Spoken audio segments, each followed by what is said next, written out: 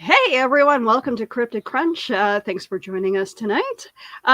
So we got a great show planned. We have Joe Dog McKeel joining us.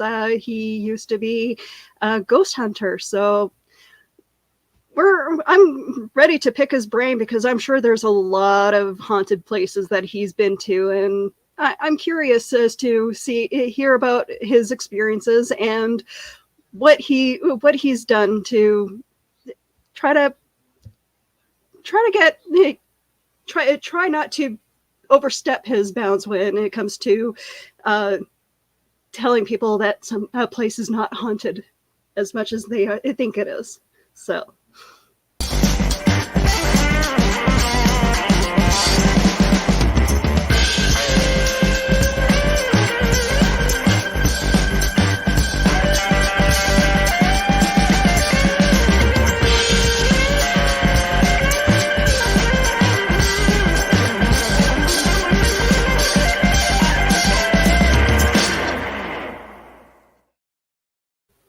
All right, so Keisha was just telling me a fun story of how her living room just about went up in flames.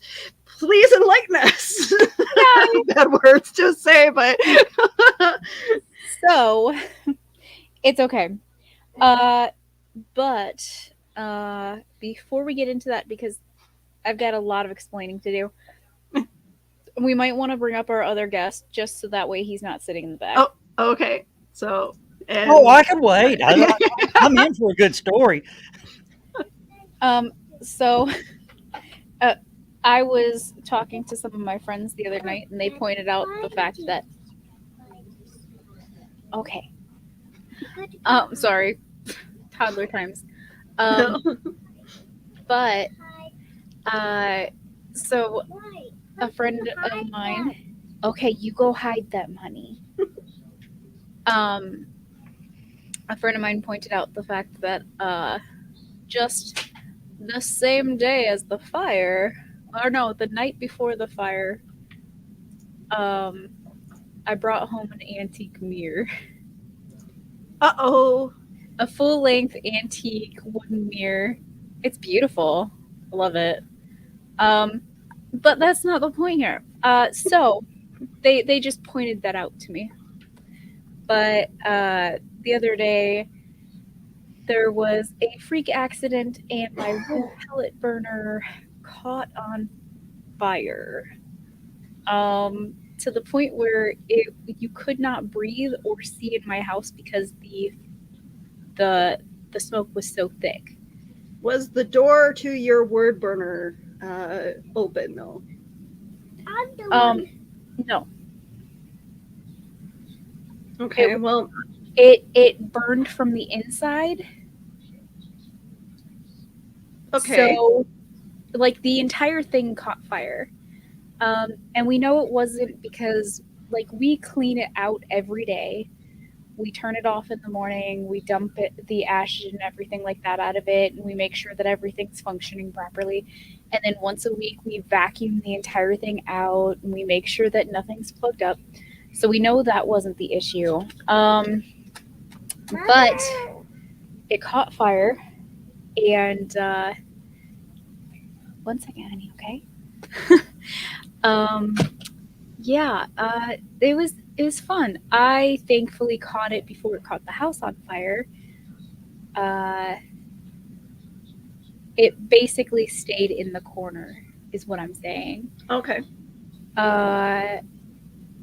It was mostly like we decided to have a really horrible smoky bonfire inside the house. So while I got this little one, of course, we got her out to the car, and because it was sleeting and you could not breathe in the house at all or see. Oh, 1 second, baby. Can I have it? Here, I'll take it. Hello, Dolores. Here you go. You can say hi if you would like. Hi.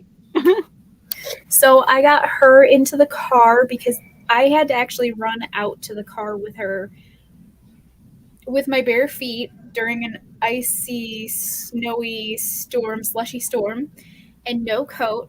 Mind you, this is also while being pregnant. I got her in the car and started it up, made sure that she was nice and warm. I told her to stay there, do not go in the house, because you could not breathe in the house. But of course, I went back in the house. Why wouldn't I? Because I'm me. Daddy, put the out in the car because she was breaking it that time. I know, but mommy was saving or trying to save all the animals, remember? I know, but you could save them and went out, okay? That's what I did. I saved them and came back out by you. So unfortunately, we did end up losing one of our animals. Oh, They died. I'm so sorry. But I was able to get everything else. I ended up. Oh, sorry, we're getting a couple comments. But I was able to get. I threw the big duck in the tub. I threw the little ducks in the tub. I took the chicks and I put them in the bathroom. I opened up the window. It was really smoky in there, but I closed the door and I was basically like, hopefully with the window open and them being in here, it's good enough. Because it was all I could do at the time because there was a fire still going on in my house. And it killed one of our babies. Yes, it killed one of our baby chickens, unfortunately. But that's all it got. It was due to smoke. And so, hi, Goofy. As I was getting all the animals to safety, I was making the cats aren't very smart. Oh, don't touch the screen, baby. It's a touch screen. The cats aren't very smart, and even though I had all of the windows and doors open, instead of running out of the house, they ran upstairs. They would not have survived. Like, Well, I mean, don't touch the screen, baby. Cats. yeah, they're cats, unfortunately. But thankfully, those guys are all good. And then I had all of my other animals closed up in our back area of the house. So I was hoping that the door was blocking as much of the smoke and stuff like that as possible. And so I was just kind of like crossing my fingers. I was just crossing my fingers and hoping that they were okay. While I was getting all the animals safe, my husband went out to the barn and grabbed the hose that we used to water all of the barn animals, and he drug it all the way up front of the house and into the house he went with it and soaked everything. But we got the fire out. Good. Dolores, mommy needs to talk. She has been very clingy to guys, so sorry. Uh-oh. Settle, please. So that was fun. And then right after we got that out and finally aired the house out enough, our roof was leaking. Okay. Joe Dog, you and I are the skeptics. So, yeah. Dan actually touched on something here. Is there a windbreak flapper inside the chimney flue? Which, no, I don't believe so. It's just got the intake and the outtake. Hi. Hey, watch but, me. Oh, yeah, no, watch her for a second. So this could be either good or bad. Oh, are you eating your arm? My little cannibal over here. You're doing an amazing job there, Dolores. Okay, so I don't think it has anything to do with the year that you bought. It's just pure coincidence that this has happened right after you bought it.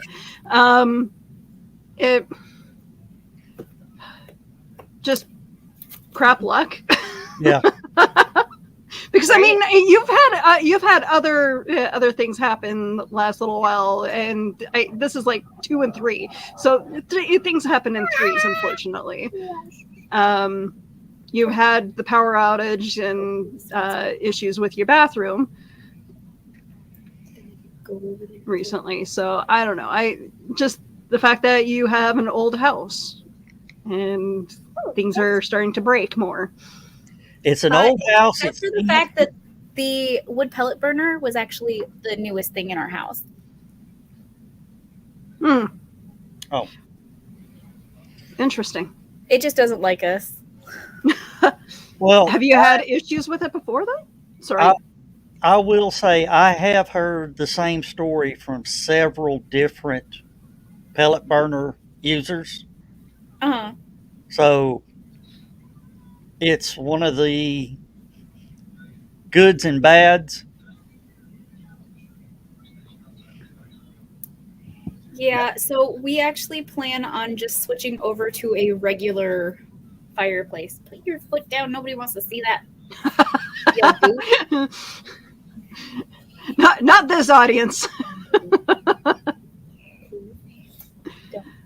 Go sit over there.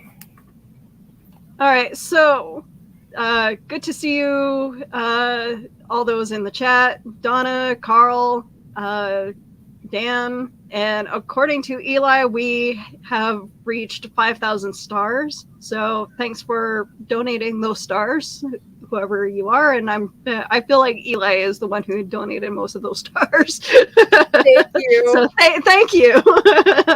What We need are all the stars? stars we can get right now, okay? What are stars? How can I get some?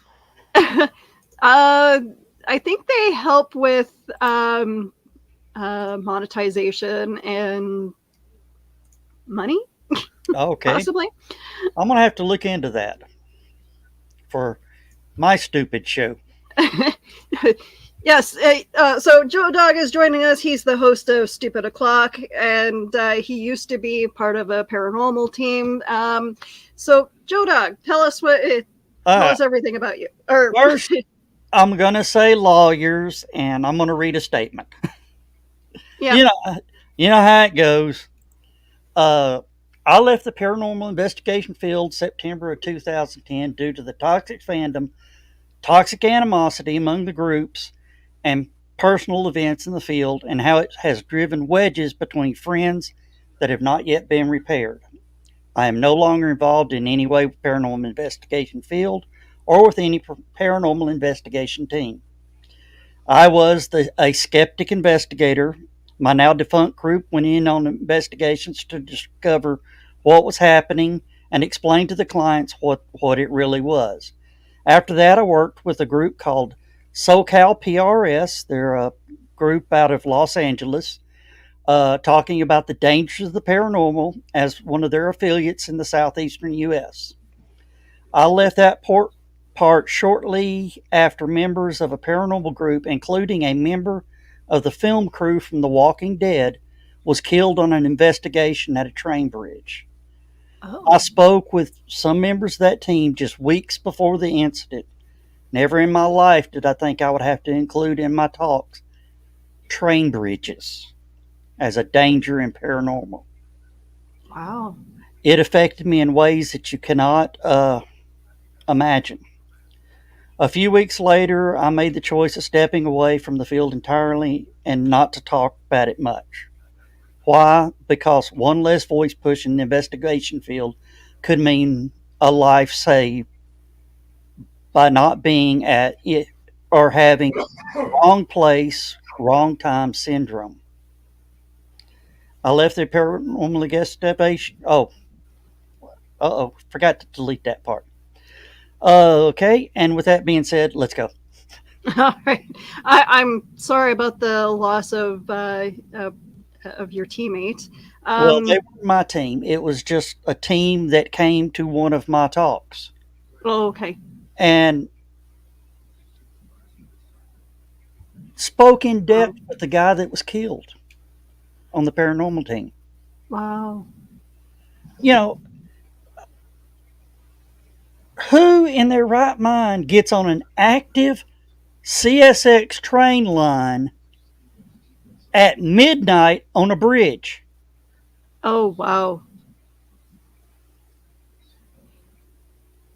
It's like, Yeah, that is very unsafe, and yeah, that they definitely should have thought better about it. yeah.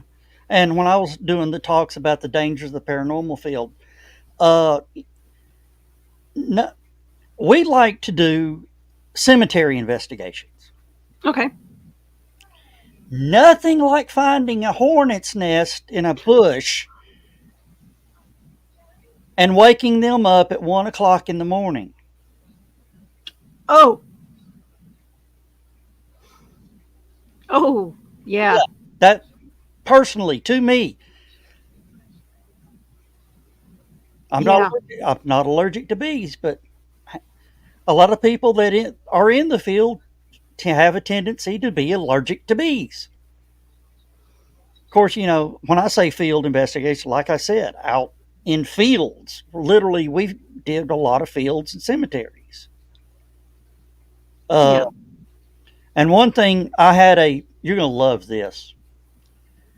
While I was doing the talks, I actually spoke with a police officer. He was a police sergeant with the Hamilton County Police Department. And I just asked him, what would happen if you came across a paranormal team, say in a cemetery or whatever? Can you give me a couple scenarios that could happen? He go, sure. First interaction is the cop tells you to pack up, don't come back. That's best case scenario. Yeah.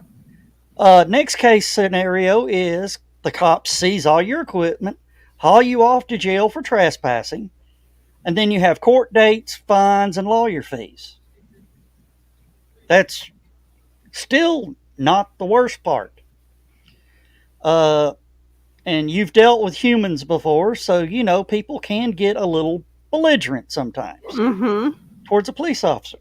And here, this is his description. He says, okay, say one of your teams gets belligerent with the officers and, refuses to comply to any request or all that. He said they may get an on-site electroshock therapy. You get that, right? Yeah. Yeah. Plus the actions of the second, or possibly even worse. And this is what he said if it's escalated: death by sudden onslaught of lead poisoning.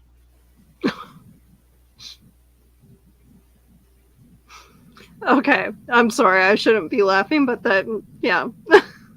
That's in terms we can understand. Yeah.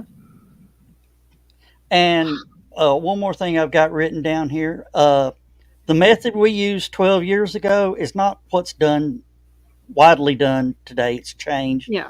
Anything developed since 2010, I have no clue about. Okay. I've heard some of the things talking about the voice box and I don't know. Like I've been watching some of the newer shows now, especially Portals to Hell, where it looks like one of the investigators uses a radio as the voice box. Yeah. And I'm not sure how. Like, it seems to work well, but again, it's very highly edited. Yeah. So the voice box was coming in as I said. Y'all have it. What were the? Oh, the sorry. one interaction I had with the voice box, like you said, it picks up radio, whatever. Yeah. I'm friends with a lot of local radio hosts. Of course, you've seen, with Lewis. Lewis is just one of the friends that deals in local radio. Whenever, there would be an answer, it just so happened to be a friend of mine who was on the air at the time.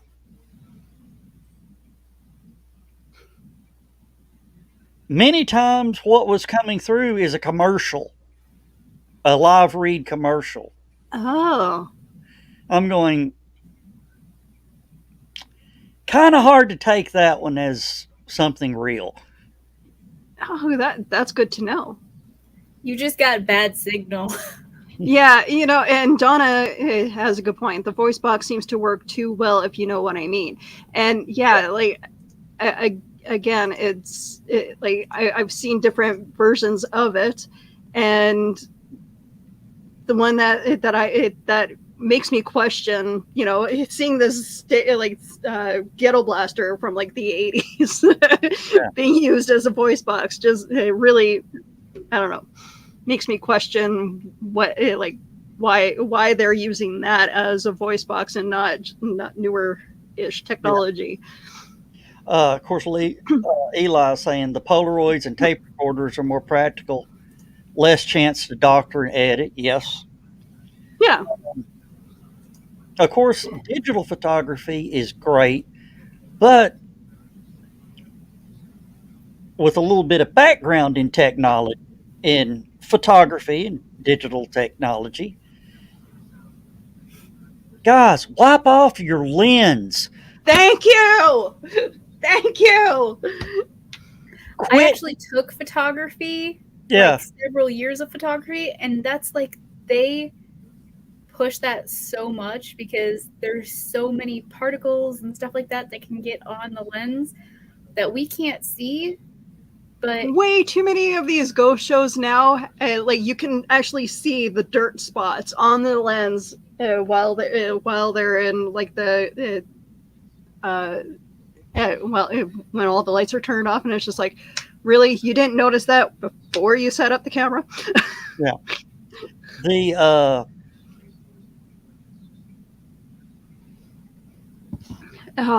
but yeah, no, and a lot of the newer with the digital cameras, taking pictures of something and stating, oh, there's like there's like an apparition, and all you see is like pixels.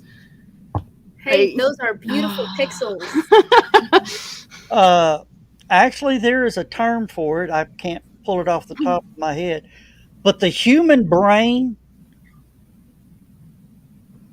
will arrange patterns to make something, to understand what it's looking at. Yeah, Rich actually just said that too. Yeah, exactly. So you guys, I know most of you are aware my daughter is obsessed with watching ghost hunters and videos, okay? Apparently I'm raising the 5-year-old correctly. I don't know. But there is this one person she is obsessed with on YouTube.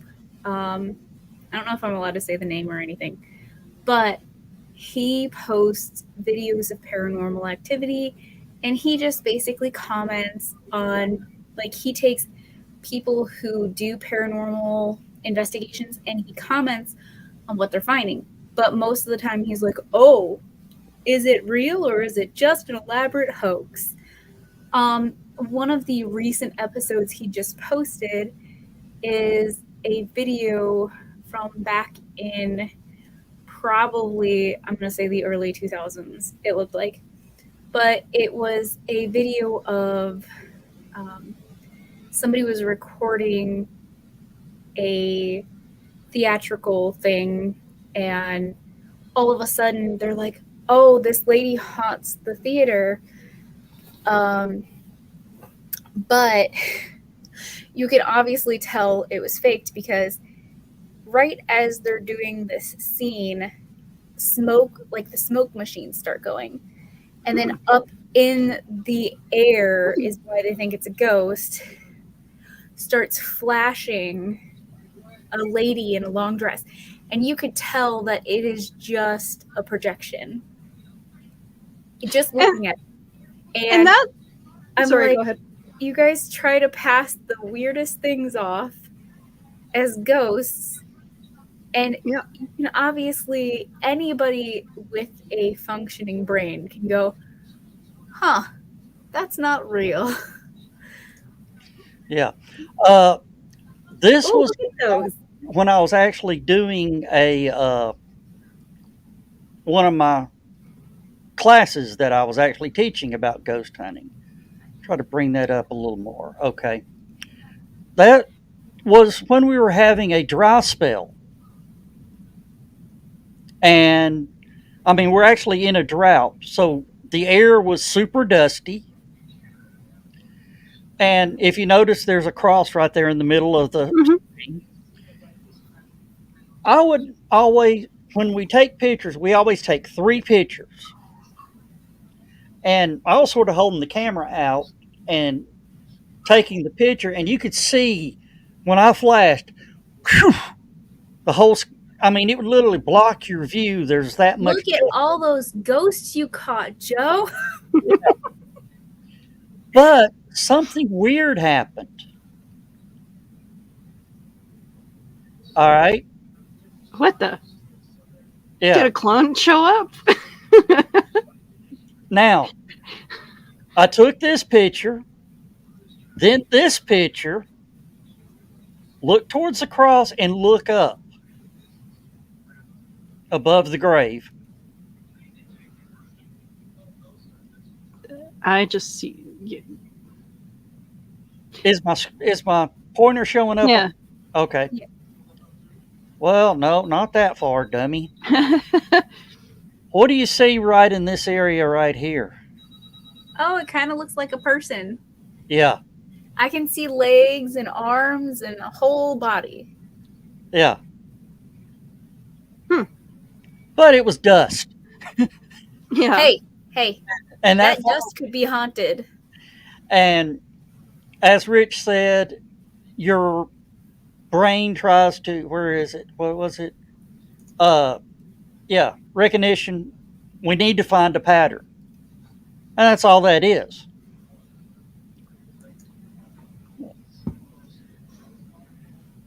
Yeah. And you know, I as much as I love watching these shows, I also scream at them because it's like their focus, their camera is always focused on them and never what they're looking at. Yeah. Keisha has to go find out what Dolores is doing. Now, I will tell you, I was with the first teams that investigated some of the places that you know of in my area. The old South Pittsburgh Hospital. Okay. I was third person through the door that night. Oh. The first investigation. And anything? What did you get from that? From investigating that?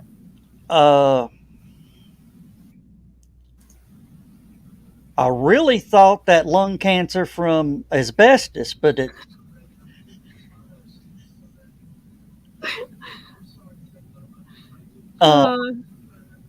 Really, we got nothing. Oh. I mean, no, nothing. The haunted Hales Bar Dam. Do you remember the Ghost Adventures, Zach? Yep. That's a show I frequently scream at. What was that? Yep. That's the one where it's like the camera's always on them and their music, they have background music strategically over the sounds that they're listening to. Yeah. I will tell you this. If you remember the interview of the local guy that was, the marina got hit with a tornado that day. Oh, okay. And they showed the aftermath of the tornado. And they actually had an interview with one of the local radio guys who was just so happened to be standing in the powerhouse of the dam as the tornado is coming through. And this guy walks up beside him. And he's saying, wow, it sure is glad we're not out there. He said the guy nodded his head and he looked over at him and there was nobody there. Wow. Well, I found pictures of the man that was in charge of building the dam. And I sent it to him. I said, Jeff, did it look like this guy? He goes, that is the guy.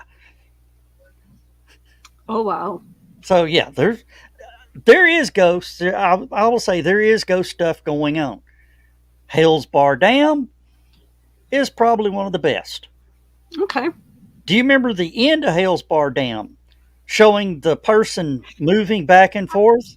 I've heard of that being a very big investigation spot. And I have seen it. okay. We were one of the first people that saw it. We Oh were. wow. I mean, I had a team of 6 people, Okay.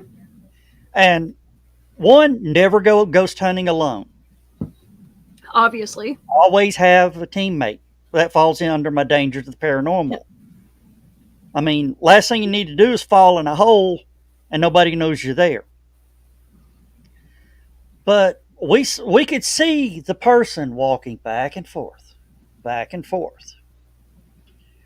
So we go up to the what is called the balcony of the powerhouse.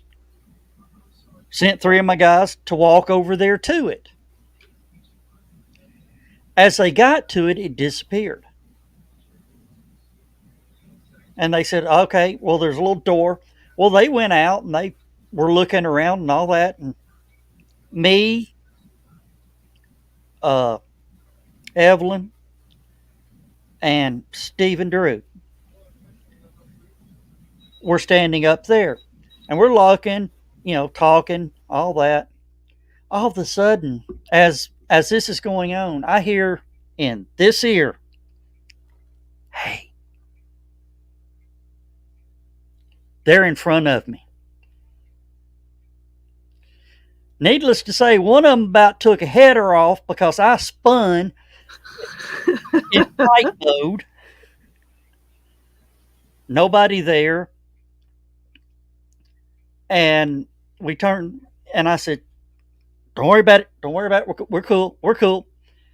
It showed up on the other side of the powerhouse. Get on there and I said, guys, where are y'all at? Well, we're on the side. I said, shine your light up on the windows to the side. They were almost right beside us.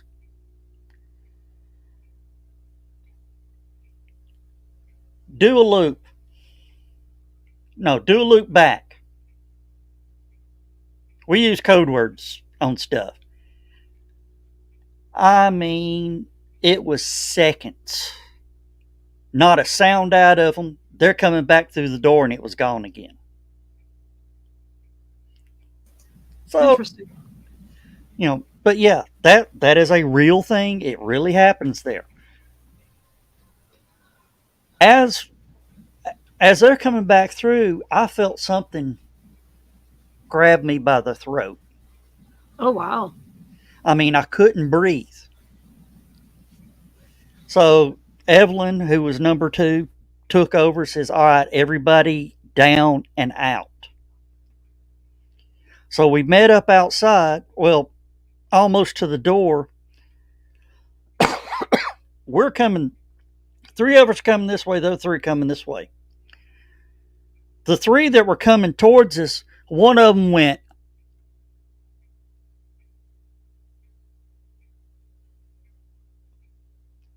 we're going, what? And he went, let's go out, let's go out, let's go out. I said, what's the big deal? What was the big deal? Joe, there was something standing behind you looking like it was trying to grab you. Oh wow. Yeah.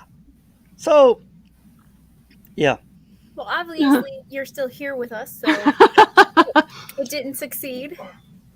And then, do you remember the Ghost Hunter, or not the Ghost Adventures episode where it cut right at the end? I feel like I've seen it. One I'm of them sure I've seen it. had something happen. It said, it's so horrifying we can't show you. Yeah. Directly on the other side of the wall from him was where all that happened to me. Oh. He was wow. he was lifted off the ground and thrown against the wall. Wow. We were respectful. Yeah. Oh, that's really interesting. And And I can't find the hard drive anymore.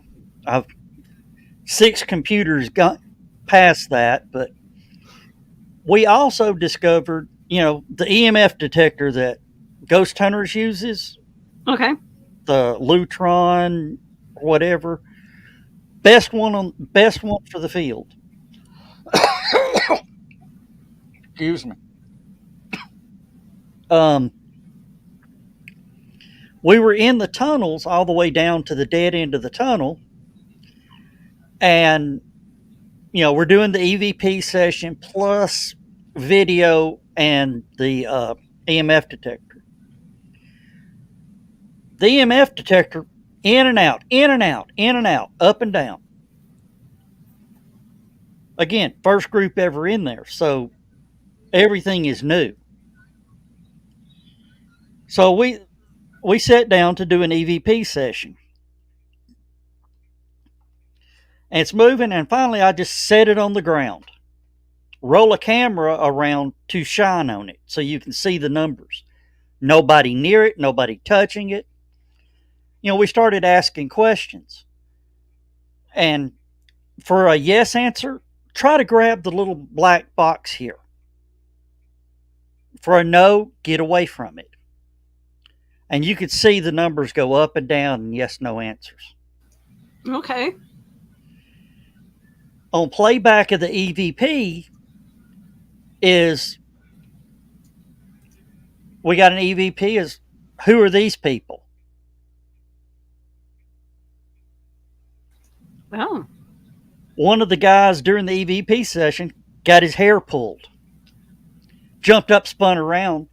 EVP, 2 or 3 seconds after, we can have fun with this. They're discovering it. Oh. I mean, whatever entity it was discovering it. And when we says, okay, thank you, we're going to leave.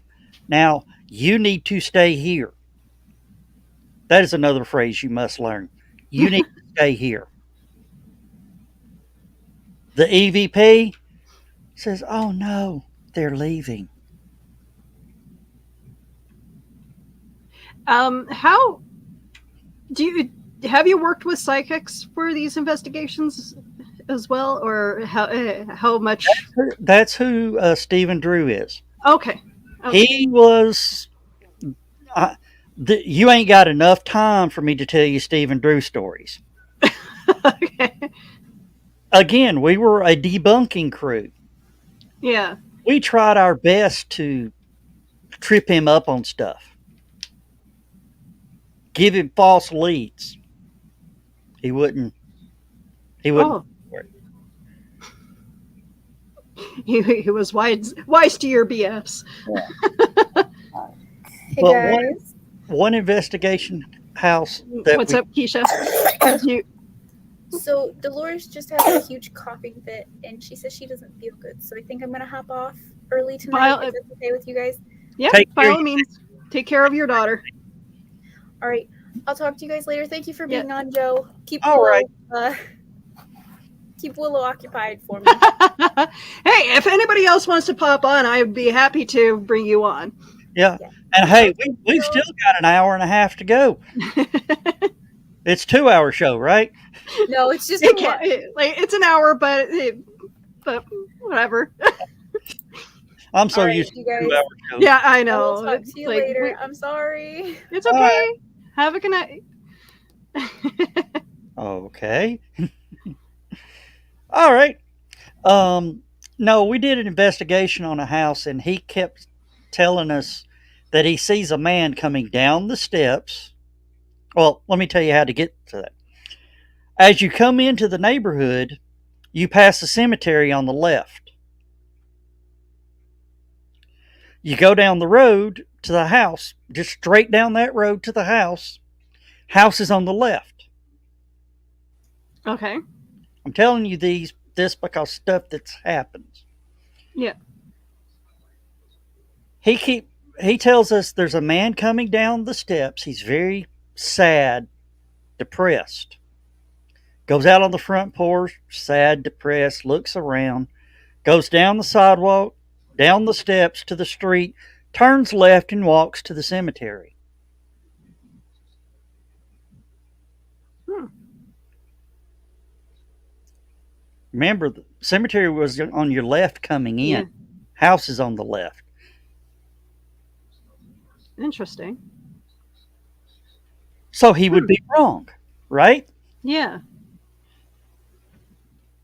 A week before, I worked for the city of Chattanooga, out and about, driving around a lot. 3 blocks from this house, guess what I discover off in the woods? Another cemetery. Yeah. Wow.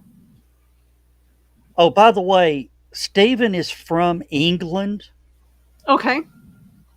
Only been in the States 5 years. Oh, wow. Didn't know anything about that end of town.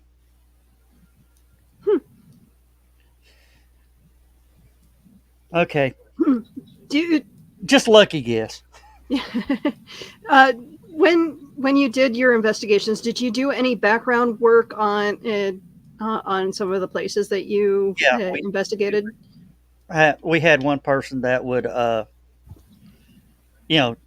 do background stuff on the, but she would not tell us anything about the location until after the investigation and after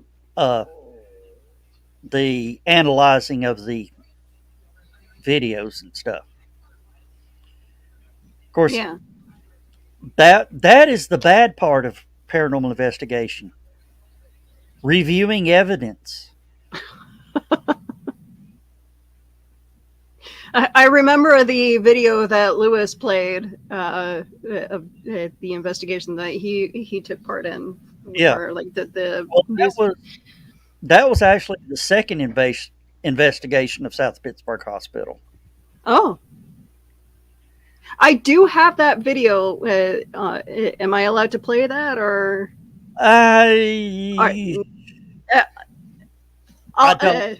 It's okay. Yeah, we had. Lewis would absolutely give us permission, but since it was a newscast, not on the station's YouTube channel, I don't know. You know how? Yeah, no. I understandable. Here lately, we got to err on the side of caution. So okay, you were saying something about about being part of the Chattanooga team. Yeah. So the Chattanooga, I tried to do some research. I found a video on your YouTube. I know it's an old video of the whistle. Of the Chattanooga choo choo. I was trying to find other information about it and trying to find like other stories to corroborate. We discovered what it was. Oh, really? Yeah. I don't know if you saw, there were little flaming torches. Okay. One of those torches, and it was right close to where we were, whistled as it burned. Oh. That's Yeah. That's a very distinct whistle. Yeah, and it's one of those we're like, really?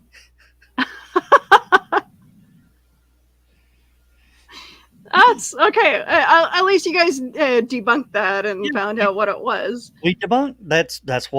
That's why a lot of the bigger groups around the country respected us. Okay. It's one of those, what the hell is that? Why does it do that? What could make it do that? If we could discover a natural explanation, we then rule out it's not haunted. Yep.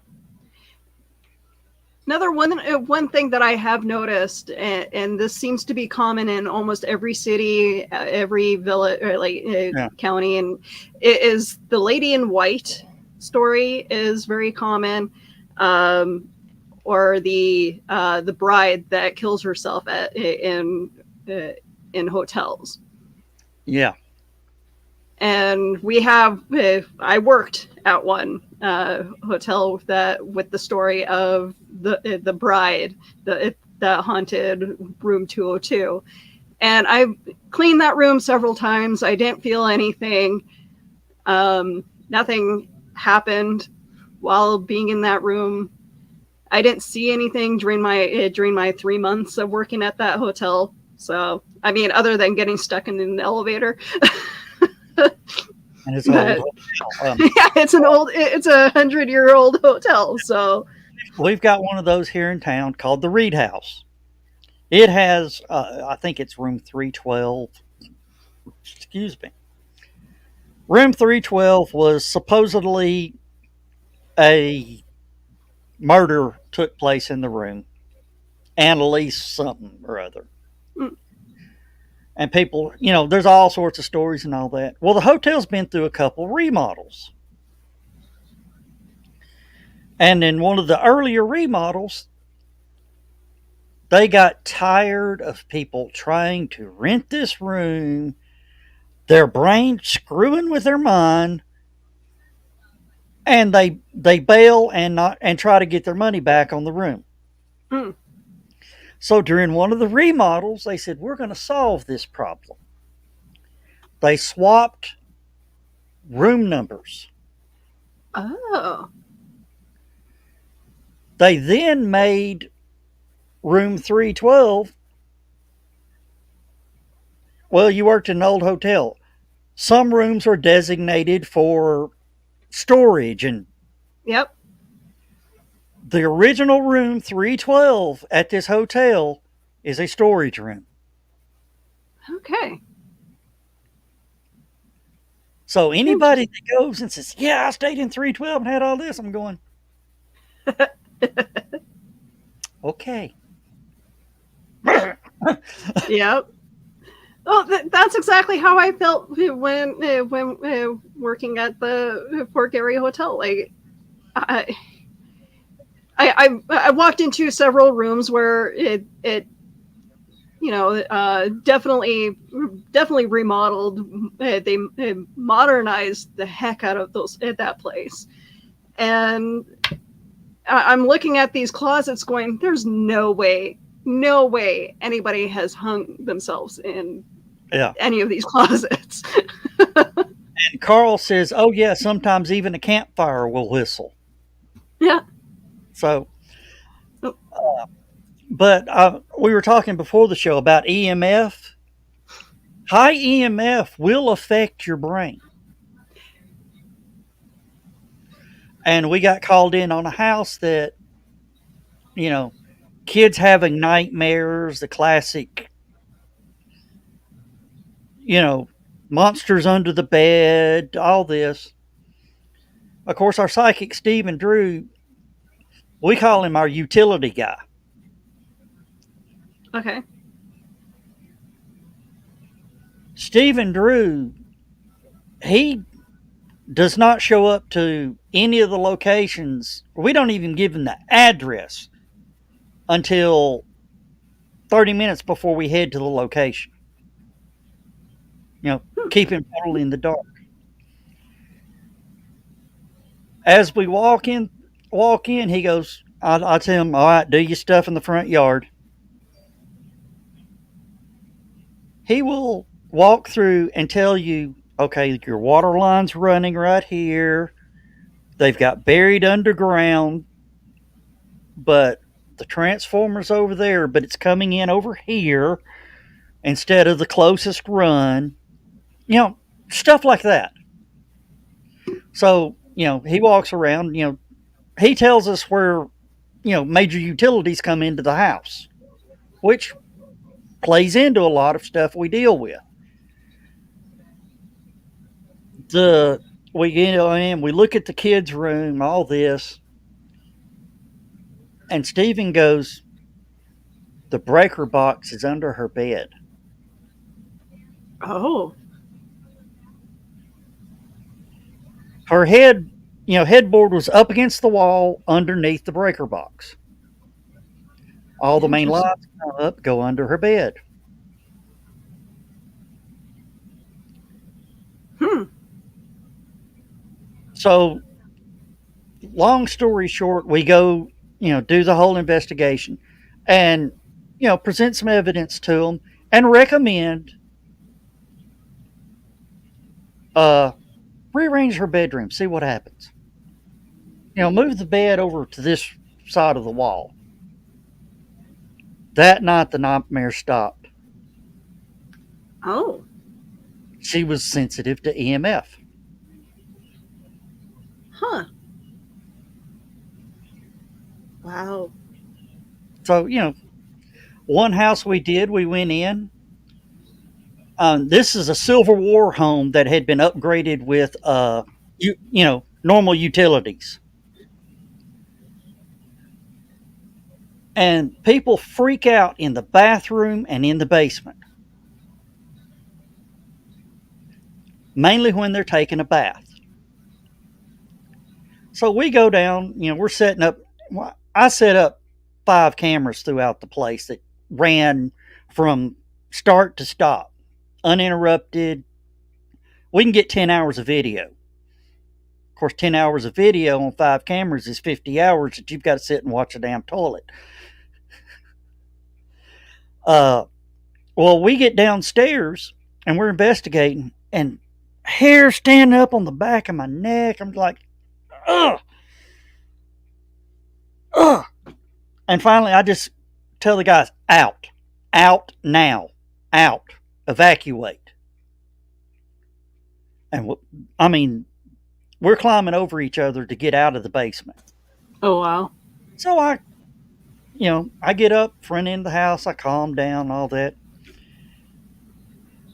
And I go, ain't no ghost running me out of someplace. I'm not going to fall for that. Bring the EMF detector, bring the audio recorders, we're going back down there. And they're going, Joe, I said, we're going back. Because their hair was standing on end. Here I go with the EMF detector, I walk in. I'm going, okay, what are you doing? Oh my God. Holy shit. Oh, I almost said the bad word on your show, but It's okay. I slip it out once in a while too. Don't worry. main power cable from the house going directly this far over my head was leaking like 140 something EMF. Oh, wow. Background radiation is 0.5 just from the Earth's magnetic field. I'm going, there's your problem. Carl actually asks about that. Why did ghost hunters settle on EMF meters as a hunting tool? Was there evidence that ghosts emit EMF? You got to ask somebody in a higher pay grade. I just followed what the others did. Okay.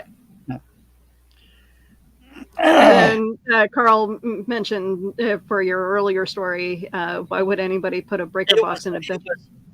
In the basement under the bed. Yeah. Oh, sorry about that. But it was No. in the basement under her bed. I'm trying to think where the breaker box.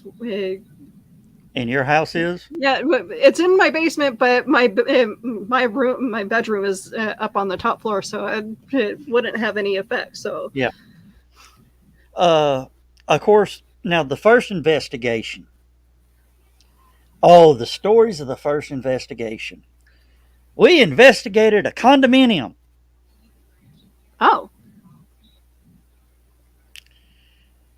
Yeah, we roll into the complex. I'm going, contamination out the ass.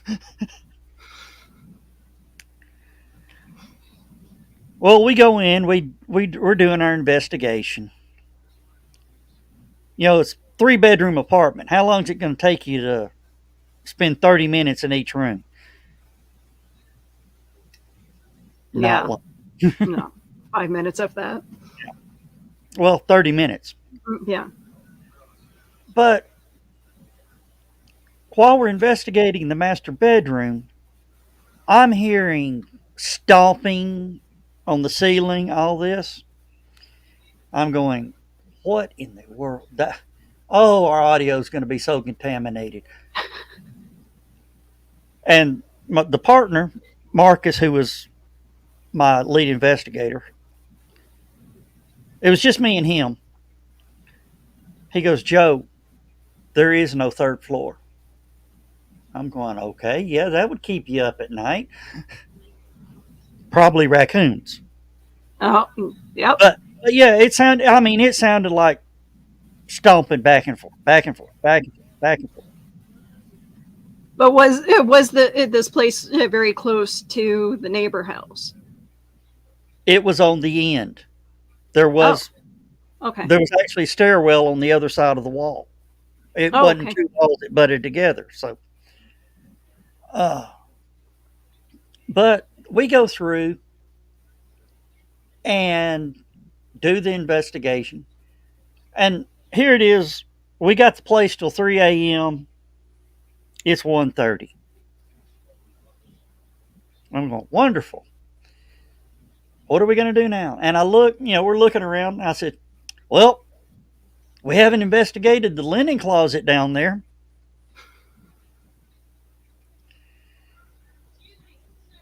We go down, and let me rephrase this.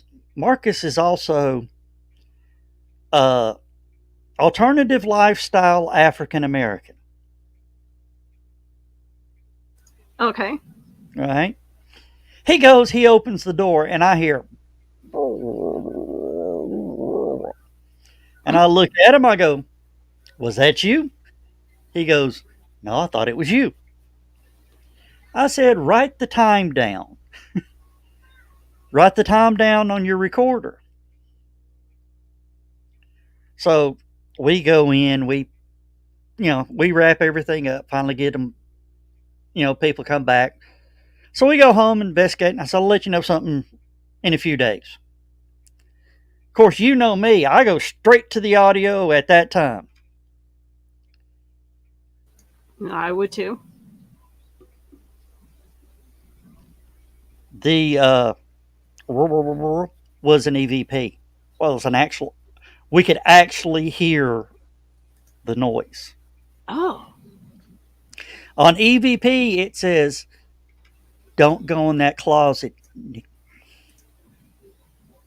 Oh. Yeah.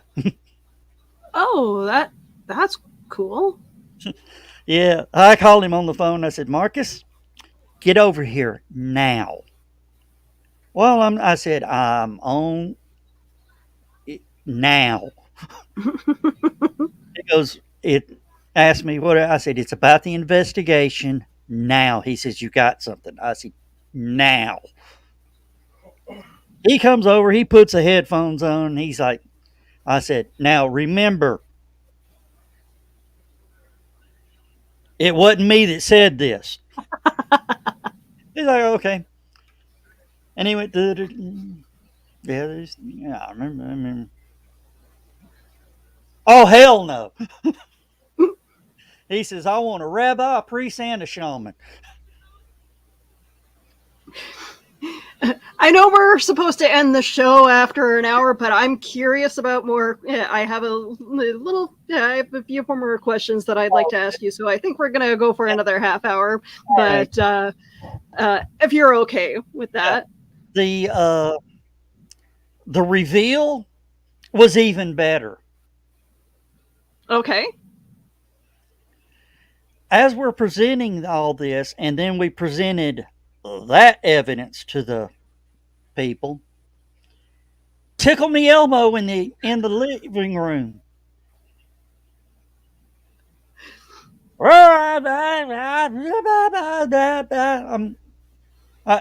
all jump, and they said, "Oh, go get it." I said, no, why? Go get it. So we go get the Tickle Me Elmo. And they said, no, look at the batteries. This thing's dancing, wiggling. I open the battery box up, it quits, and there's no batteries in it. What? Interesting. I put it, close it back up, put Elmo right back in the box he came from. I said, you need to move. They said, we leave Sunday. This was Friday. They were already. Yeah. Yeah. So when somebody talks about Tickle Me Elmos, I'm like, nope, Yep. nope, them things is haunted. Dan has a comment about an alarm clock that had made humming noises, and you know what? I have that same sensitivity when it comes to noises, and my in-laws has a TV that a certain frequency will sound, and I feel like I'm the only one who hears it. Everybody else is like, it doesn't make a sound. I'm like, yeah, it's very high pitched. How do you guys not notice that? Yeah. I know exactly what you're talking about, but thankfully I don't deal with that anymore because I've got tinnitus so bad Oh, that it drowns it out. oh no. But yeah, no, like I every so often, like, I know my house isn't haunted because yeah. But I've been in places that where there's something to it, like there's a certain vibe to it that yeah, I just stay away. But with my house, every so often, because my house is so close to my neighbor's house, I can actually hear my neighbors like running up and down their stairs or talking just faintly. Yeah. And it's really creepy because it's like you hear, if you ever hear voices, if you're at my house and you hear voices, if the TV's off, it's my neighbors talking. It's not, my house isn't haunted. Bring up Carl's two comments. Bring the first one up first. I've heard other stories of Tickle Me. See, I've heard of that too. Those things I feel like are made very, very sensitive. Yeah. And I'm going to tell you, Carl, no, they don't need to be taken apart and investigated. They need to be destroyed in fire. They're evil. Send them back to the fire from whence they came. They have the same they have the same spirit as Christine. I'm pretty sure of it. So, something happened in the factory that made them evil. Yeah. But yeah, no. When somebody goes, oh, I got a classic Tickle Me Elmo, I said, you get that damn thing away from me. I'm wondering if it's like a faulty, wiring, or how does it work without batteries? No batteries. That's the. Yeah, even without being haunted, they're evil. Yeah. Yes. But yeah, no. There was something that you touched on a while back in a conversation that we had about your dog looking up at, or a dog looking up at the ceiling or the archway of a house. Oh, the cemetery. A Masonic cemetery. We were doing that was one of our early investigations to where we had developed technology that we could go out and do our full camera layout off grid. Oh. We recorded to DVD. Reason we recorded a DVD, it was a non-rewritable DVD, meaning once it's burned, you can't alter it. Mm-hmm. I had this investigation of we're doing camera setup. We use the top of the hill as our remote sensing, and then we put the team down in the lower field. Well, that was the night we found the Hornets, by the way. Oh no. I go back and I flip our monitor on, and one of the cameras is pointed the wrong way. I'm going, well, that's not right. So, me and Marcus go back up, reset the camera, and again, mark our time when we discovered it.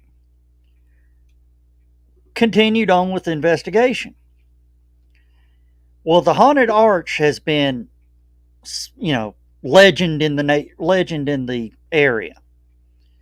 So I said, I'm gonna put 2 cameras on the arch, one high, one low. Well, after we did, wrapped up the investigation, everybody's going, we want to see what moved the camera. We got to see what moved the camera.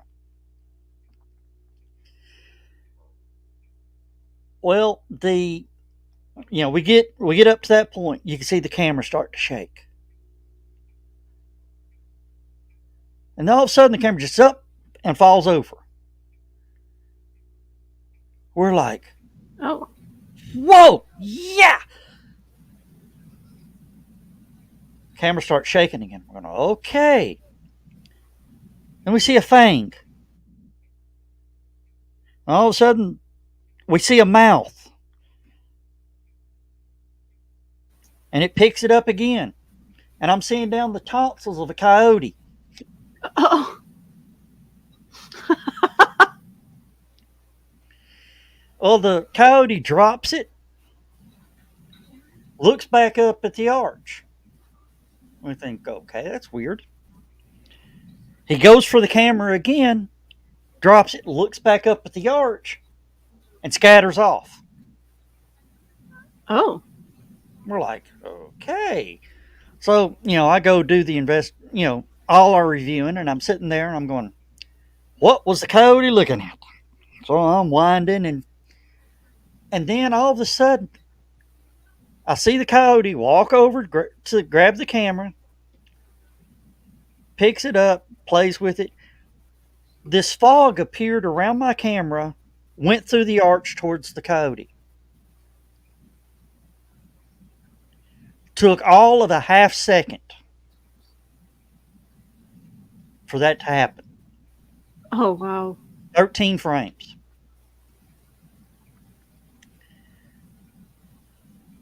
Coyote goes back to playing with it.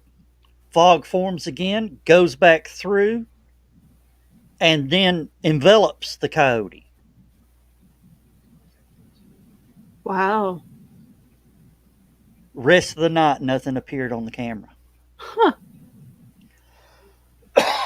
Wow. So that's the story of the coyote and the camera.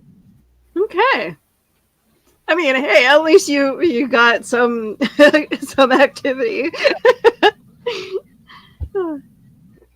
But that is the only thing we ever got on camera. And I mean, I'm sure you've had instances like that where you got nothing out of an investigation. Meanwhile, people have told you that the place is extremely haunted. Of course, I would always test my team.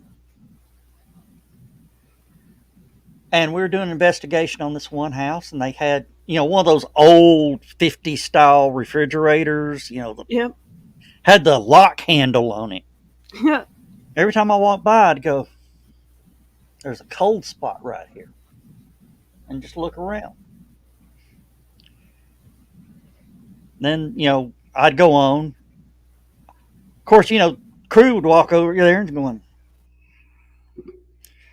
temperature readers, all this. I'm going, nothing. Then finally, one of them goes, "Damn it, Joe Dog." I said, "What?" "The refrigerator is a cold spot." I said, "Exactly. Y'all need to pay more attention." Interesting. Huh. That's good to know. Yeah. I Um, never do nothing without an ulterior motive.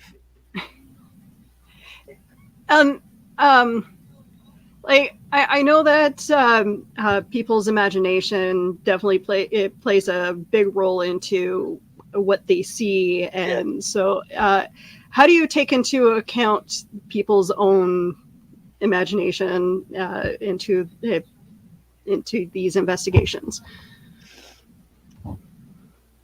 Well, that's part of the pre-questioning questionnaire that you know our case manager would go through. And one of the questions she's asked is, anybody experiencing this had any psychological disorders or under or taking any medications for psychotic disorders?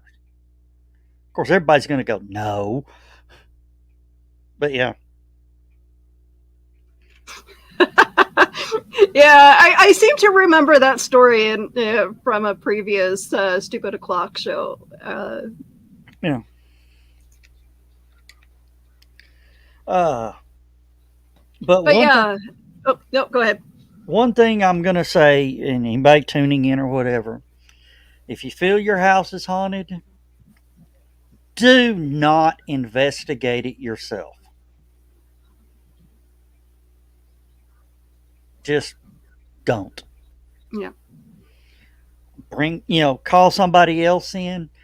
I had part of the dangers of the paranormal, the founders of SoCal PRS, the little demons got in his head. He actually ended up on an episode of Intervention. Oh.